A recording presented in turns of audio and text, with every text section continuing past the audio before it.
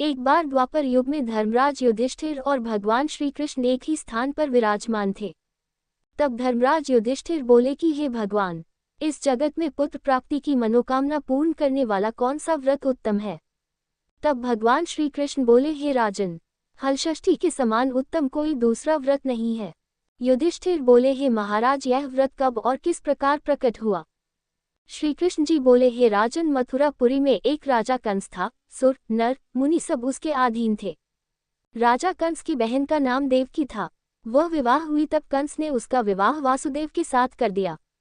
जब वह विदा होकर ससुराल जा रही थी तभी एक आकाशवाणी हुई कि हे कंस, जिस देवकी को तू प्रेम से विदा कर रहा है उसी के गर्भ से उत्पन्न 8वें बालक द्वारा तेरी मृत्यु होगी।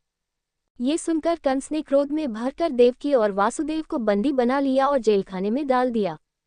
समय बीतने के साथ देवकी के पुत्र पैदा हुए। कंस एक करके सभी को मारता जाता। इस प्रकार जब देवकी के 6 पुत्र मारे गए तो एक दिन देवलोक से महामुनि नारद देवकी से मिलने जेलखाने पहुंचे और उसे दुखी देखकर कारण पूछा। देवकी ने रोते हुए सारा हाल बताया। तब नारद जी ने कहा कि हे बेटी, दुखी मत हो, तुम श्रद्धा और भक्ति पूर्वक हलषष्ठी माता का व्रत करो, जिससे तुम्हारे सारे दुख दूर हो जाएंगे। तब देवकी ने माता की महिमा पूछी। नारद जी बोले, हे देवकी, मैं तुम्हें एक पुरातन कथा सुनाता हूँ, ध्यान से सुनो। प्राचीन काल में सुभृत नामक एक राजा था। उसकी पत्नी का नाम सुवर्णा था। उसके हस्ती नामक एक प्रतापी पुत्र था, जिसने अपने नाम से हस्तिनापुरी बसाई थी। एक दिन राजा का लड़का अपनी धाई के साथ गंगा स्नान को गया। वहां उसे एक गाय ने निगल लिया।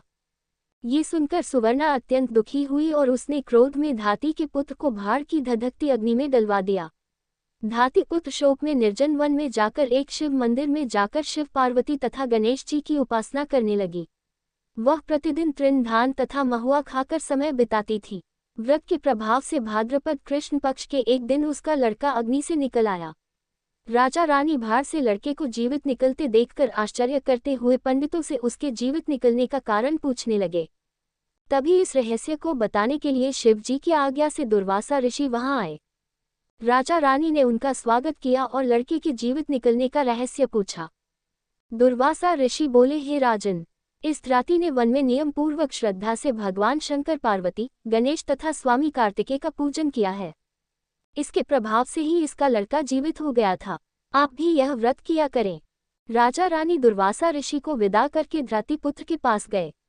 उन्हें वहां कुश पर बैठे पलाश के नीचे शिव जी का पूजन करते देखा तो उसे अपनी मां धाती से मिला दिया।